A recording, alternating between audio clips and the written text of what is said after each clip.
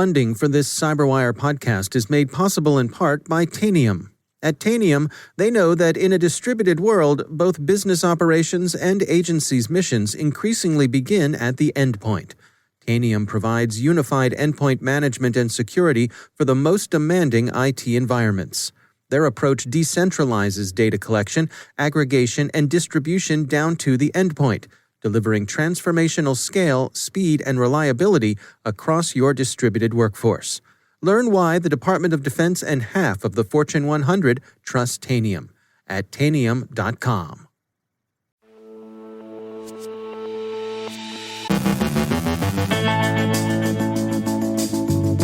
Europol leads an international public-private takedown of Emotet. 4 security companies describe their brushes with the compromised SolarWinds Orion supply chain. Solorigate is one of the issues U.S. President Biden raised on his first phone call with Russian President Putin. New vulnerabilities and threats are described. Our guest, Michael Hamilton of CI Security, questions how realistic CISA's latest guidance on agency forensics may be. Joe Carrigan looks at bad guys taking advantage of Google Forms. And the internet is back in business on the U.S. East Coast.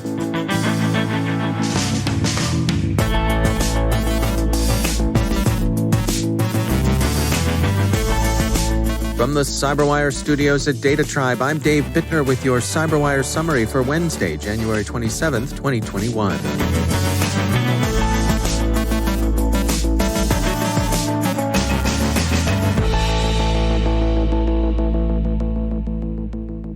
Europol this morning announced a takedown of Emotet, a cooperative operation in which Europol and Eurojust acted in concert with authorities in the Netherlands, Germany, the United States, the UK, France, Lithuania, Canada, and Ukraine took control of Emotet's infrastructure earlier this week.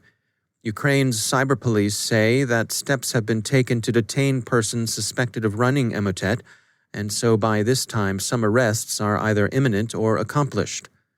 Emotet has bounced back before, so it would be premature to call it as dead as Al Capone, but the operation will at least bring some respite from the malware. Team Kimry, one of the security companies that assisted with the takedown, emailed us some comments on this week's operation. Quote, "It's important to note that only time will tell how long-lasting the takedown will be. The law enforcement, security vendor, and network operator communities will continue to track, monitor, and collaborate in the continuous effort to defend against these ever-evolving threats." End quote. That's a good counsel of prudence, and organizations would do well to keep their guard up. Still, any respite is welcome, and there's a good chance some of the perpetrators will be brought to justice. So bravo, Europol, and all of your international public and private sector partners. Those interested in whether their email address was among those found in Emotet's haul may consult a database the Dutch police have made available. The known extent of Solorigate continues to expand. 4 security firms, Mimecast, Palo Alto Networks, Qualys, and Fidelis, have acknowledged that they had installed Trojanized versions of SolarWinds Orion application. Some of the disclosure was prompted by Netrasec's report Monday that identified 23 targets of what most observers regard as a Russian cyber espionage campaign. Of all of the compromises, Mimecast's seems the most worrisome, although it also seems to have been contained. The company said that a certificate it had issued turned out to have been compromised, but that its customers have been warned and provided new keys, the former compromised connection keys now having been disabled. Palo Alto Networks noticed suspicious behavior on 2 servers last autumn, stopped it, and retrospectively connected that behavior with the SolarWinds campaign. ZDNet reports that Qualys says that only an isolated test system was affected. Fidelis also said that a test system had downloaded a Trojanized version of Orion, but that the company is still investigating the possibility that there may have been some further compromise.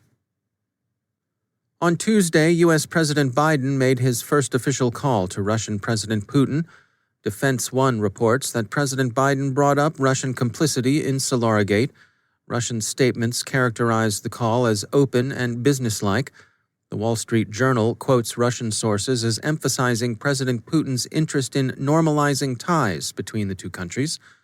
Russia has categorically denied any involvement in Solorigate, and Moscow didn't mention it in their public statements about the chat between the two heads of state. There are several new reports of vulnerabilities or malicious activity. To take the vulnerability first, security firm Qualys warns of a heap overflow vulnerability they've found in the widely used Unix and Linux utility sudo. They've given it the voodoo-inspired name of Baron Samedit, in an apparent allusion to Baron Samedi, the Lao of the Dead, only giving their Baron vulnerability a final T in its name. The sudo utility allows users to run programs with the security privileges of another user, and Qualys has concluded that Baron Samedit has been hiding in plain sight for a number of years. Qualys disclosed their discovery to sudo's author and open-source distributors before making it public, and fixes should be available. Qualys recommends patching as soon as possible. Researchers at RiskIQ describe a phishing kit they're calling LogoKit, which they assess as having been developed and deployed with an eye to simplicity of deployment and range of targeting.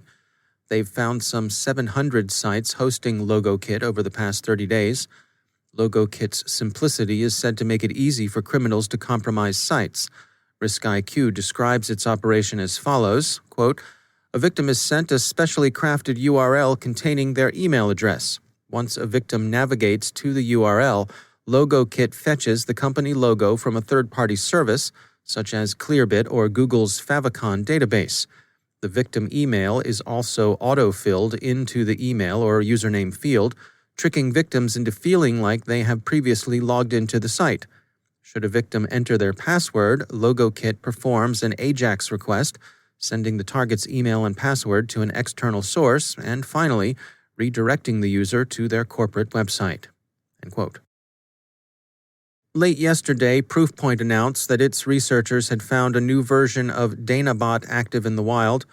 Danabot is a modular malware that's been traded in the criminal-to-criminal underground market since 2018, but whose usage fell off last summer. Now it's returning. The banking malware seems now bent on regaining lost market share. AT&T Alien Labs has been tracking the Team TNT threat actor, and they've found that the group is now using a new detection evasion tool that they've evidently copied from open-source repositories. Team TNT is best known for its cryptojacking. They're now using the Lib Process Hider tool to hide from process information programs. Alien Labs thinks it would be worth a security team's while to keep an eye out for Lib Process Hider and to regard it as an indication that Team TNT may be active in their systems. And finally, if you're on the U.S. East Coast, did you notice some connectivity issues yesterday? We did. Verizon experienced an outage that disrupted internet connectivity in the northeastern U.S. for a couple of hours yesterday, The Verge and others report. Service was substantially restored yesterday afternoon. The cause remains under investigation, but not every outage is a cyber attack. This one, according to WRAL, seems to have been an issue, not an attack.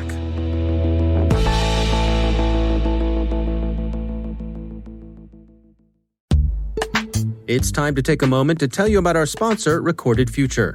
If you haven't already done so, take a look at Recorded Future's Cyber Daily. We look at it. The CyberWire staff subscribes and consults it daily. The web is rich with indicators and warnings, but it's nearly impossible to collect them by eyeballing the internet yourself, no matter how many analysts you might have on staff, and we're betting that however many you haven't got enough. Recorded Future does the hard work for you by automatically collecting and organizing the entire web to identify new vulnerabilities and emerging threat indicators. Sign up for the Cyber Daily email to get the top trending technical indicators crossing the web. Cyber news, targeted industries, threat actors, exploited vulnerabilities, malware, and suspicious IP addresses. Subscribe today and stay ahead of the cyber attacks. Go to recordedfuture.com/cyberwire to subscribe for free threat intelligence updates from Recorded Future. And we thank Recorded Future for sponsoring our show.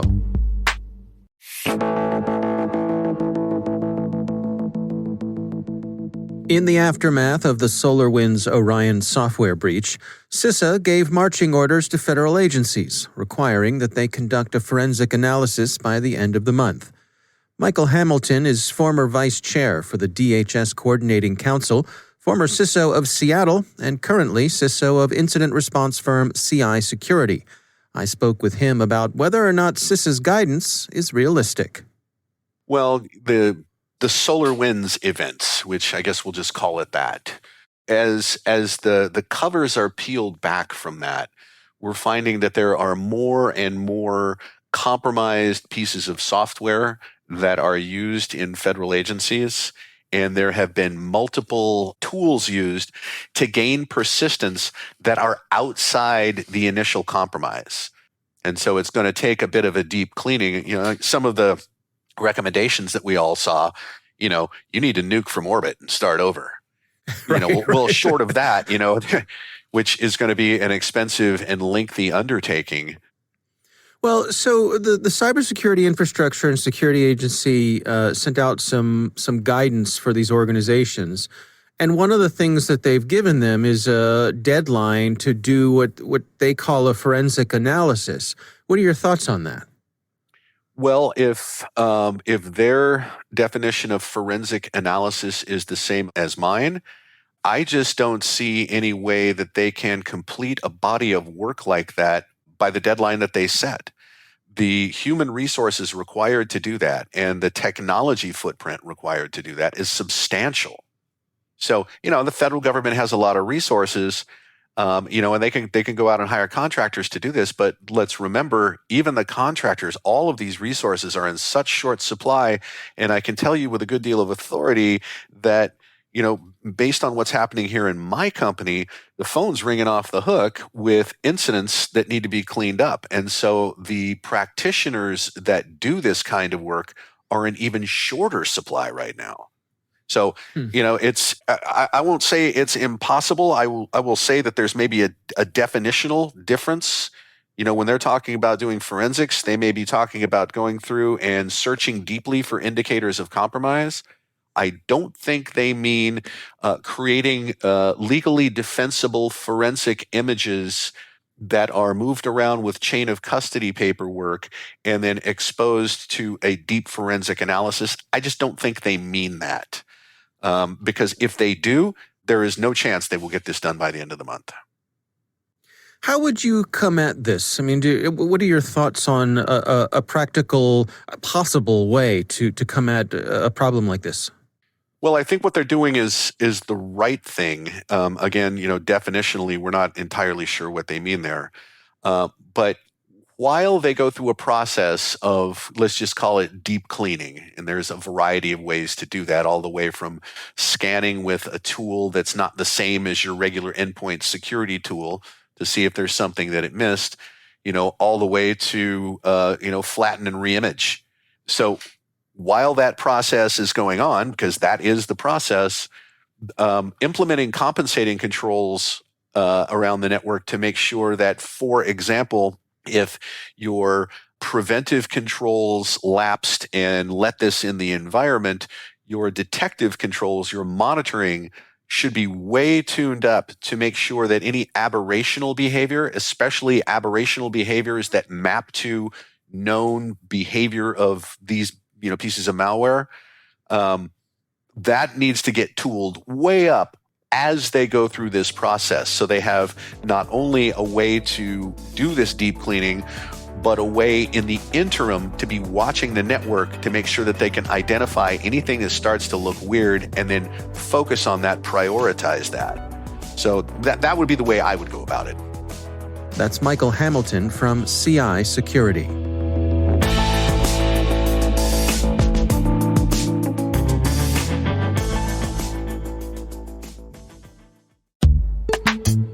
And now a message from our sponsor, CyberReason.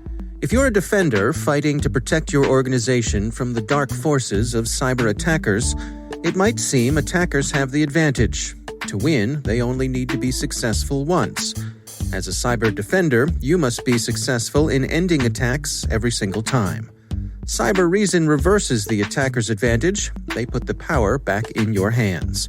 Their future-ready attack platform gives defenders the wisdom to uncover, understand, and piece together multiple threats, and the precision focus to end cyber attacks instantly on computers, mobile devices, servers, and the cloud. Wherever your organization is being threatened, CyberReason is ready to win the battle against cyber attacks. With you and for you. Join them and the world's leading companies. Together, we are the defenders. CyberReason. End cyber attacks. From endpoints to everywhere. Learn more at cyberreason.com.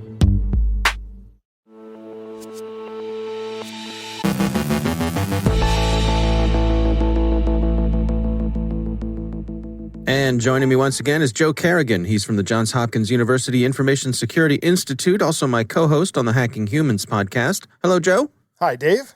Interesting story from the folks over at Proofpoint. They did some research that they published on their blog. It's titled BEC Target Selection Using Google Forms. There's some interesting stuff going on here. What can you describe for us here, Joe?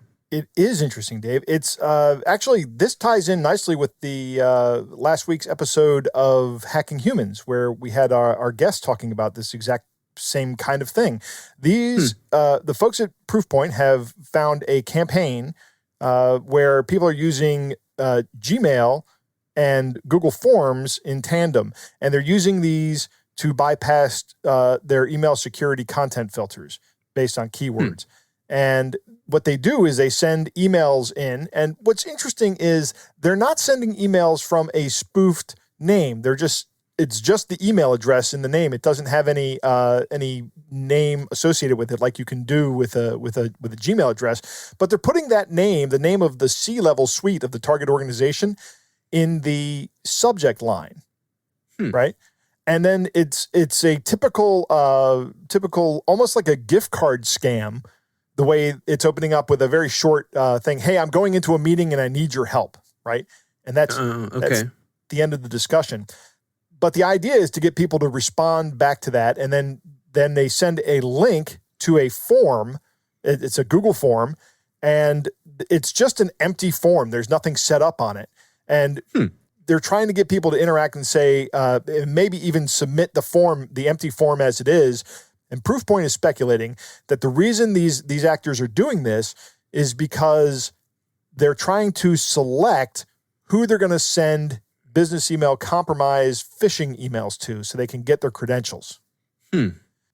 Because if I send you an email impersonating someone from your C-suite, and it's not from a recognized email address, I don't even spoof the person's name, I just put it in the subject line, and you click on the form link I send you and you fill out a blank form, you're probably a prime candidate for clicking on links in emails. Right. So, I mean, this is a really astute observation, I think. And what's interesting is they're using these existing services to get around all the filters that are out there. There are filters that these companies pay thousands of dollars a year to use, and this just bypasses all of them. Because because everything here is coming from Google, right? Who is a legit entity. Yep, absolutely. Now, when you go to the Google form, is that how can they tell that it was you that went to the Google form? Is that how they're tracing it back to you? I don't know. I'm not a Google Forms user. I mean, I could be. I have a Google account, but I did some quick research, and I can't find a definitive answer that says yes, you can tell that this person went to the form or loaded the form. But you can certainly tell when they submit the form. You can get that information from them. I see. If you go through the trouble of building a form for each person that you send an email to, then you can easily tie those two together: the form submission and the email address. No problem. Yeah.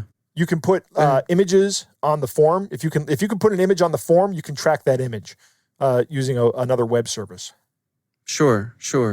Yeah, it's interesting how these are more and more, they're multi-tiered. We've got to put some the first level of bait out there to see who's susceptible to that, and then once we get that group of people who've proven themselves susceptible to this first level, then we know who to really spend our time, attention, and resources on.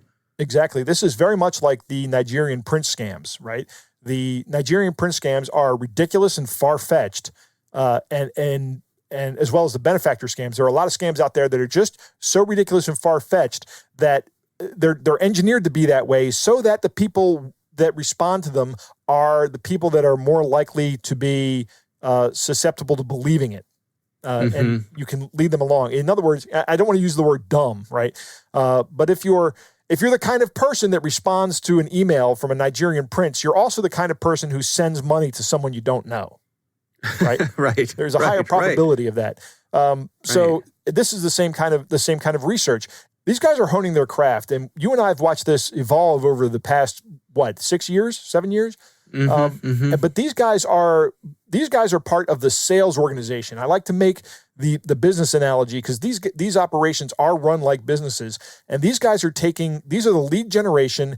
These guys are taking the vast list of emails from a company, and they're condensing it down to the people who are most likely to respond to the next step in the sales chain. And they're going to pass that information on to the next group of people. Yeah. Yeah, well, again, it's an interesting bit of research here from the folks over at Proofpoint. So if you want to get the details, you can head over to their website and check out the blog there. Interesting development for sure. All right, well, Joe Carrigan, thanks for joining us. It's my pleasure, Dave.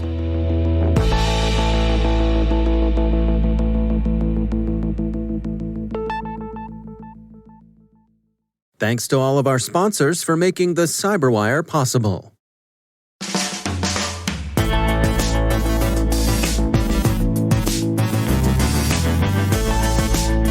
And that's the CyberWire. For links to all of today's stories, check out our daily briefing at thecyberwire.com. And for professionals and cybersecurity leaders who want to stay abreast of this rapidly evolving field, sign up for CyberWire Pro. It'll save you time and keep you informed. Sock it to me. Listen for us on your Alexa smart speaker, too. The CyberWire podcast is proudly produced in Maryland out of the startup studios of Data Tribe, where they're co-building the next generation of cybersecurity teams and technologies. Our amazing CyberWire team is Elliot Peltzman, Guru Prakash, Kelsey Bond, Tim Nodar, Joe Carrigan, Carol Terrio, Ben Yellen, Nick Bilecki, Gina Johnson, Bennett Moe, Chris Russell, John Petrick, Jennifer Ivan, Rick Howard, Peter Kilpie, and I'm Dave Bittner. Thanks for listening. We'll see you back here tomorrow.